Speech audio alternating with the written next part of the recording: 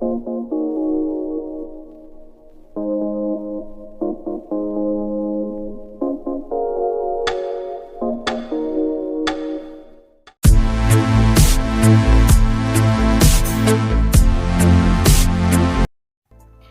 di sini saya akan menjelaskan tugas dan kewajiban pengurus koperasi.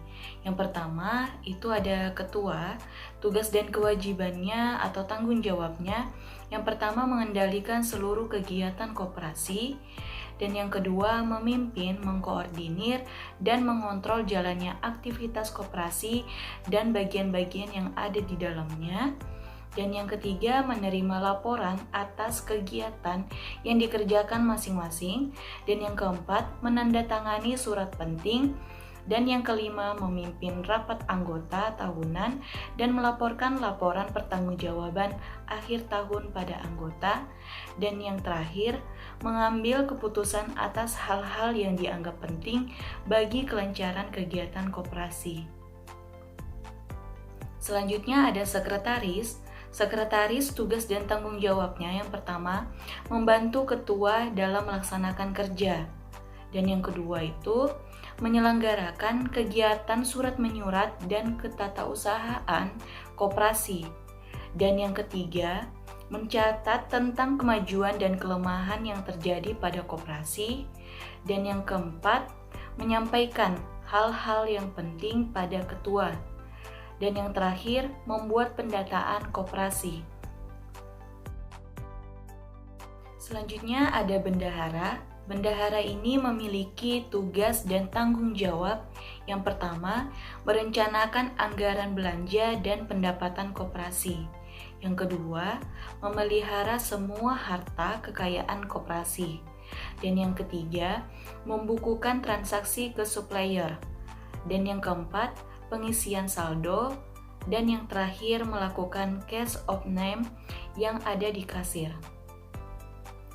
Selanjutnya ada humas. Humas ini mempunyai tugas dan tanggung jawab. Yang pertama, menyusun strategi kebijakan pengelolaan SDM dan koperasi. Dan yang kedua, mengkoordinasi dan mengontrol pelaksanaan fungsi SDM di seluruh koperasi untuk memastikan semuanya sesuai dengan strategi, kebijakan sistem, dan rencana kerja yang telah disusun. Yang ketiga, mengkoordinasi dan mengontrol pelaksanaan program pelatihan dan pengembangan untuk memastikan tercapainya target tingkat kemampuan dan kompetensi setiap karyawan. Dan yang terakhir, menyusun sistem manajemen kerja serta mengkoordinasi dan mengontrol pelaksanaan siklus manajemen kerja. Selanjutnya ada administrasi. Tugas dan tanggung jawabnya yang pertama, mengatur surat menyurat yang ada di koperasi. Dan yang kedua, mengarsipkan dokumen-dokumen penting koperasi. Dan yang ketiga, memonitor kebutuhan rumah tangga dan ATK koperasi. Dan yang keempat, mempersiapkan rapat-rapat di koperasi. Dan yang terakhir, menjadwalkan kegiatan-kegiatan yang dilakukan di koperasi. Selanjutnya ada akuntan. Nah, di mana akuntan ini juga mempunyai tugas dan tanggung jawab. Yang pertama, bertanggung jawab dalam pencatatan penerimaan dan pengeluaran kas. Yang kedua, bertanggung jawab atas pembuatan laporan keuangan, neraca, laba rugi, dan arus kas, dan lain-lainnya. Dan yang terakhir, bertanggung jawab atas rekonsiliasi bank. Selanjutnya ada kasir.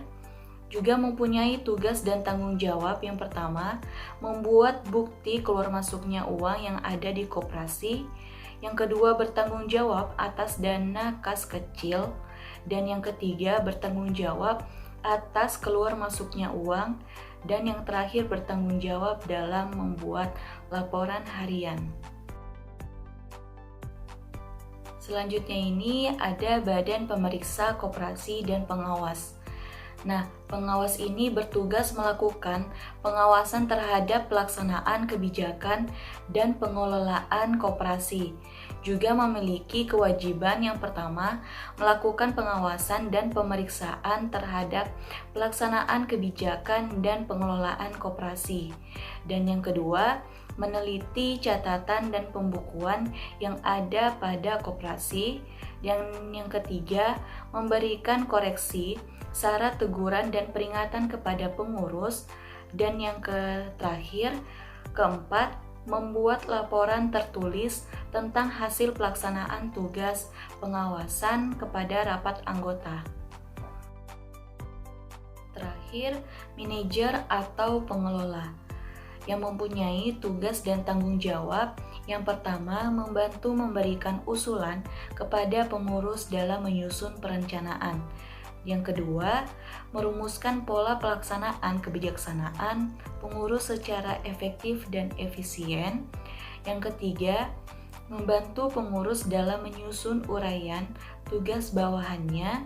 Dan yang terakhir, menentukan standar kualifikasi dalam pemilihan dan promosi pegawai.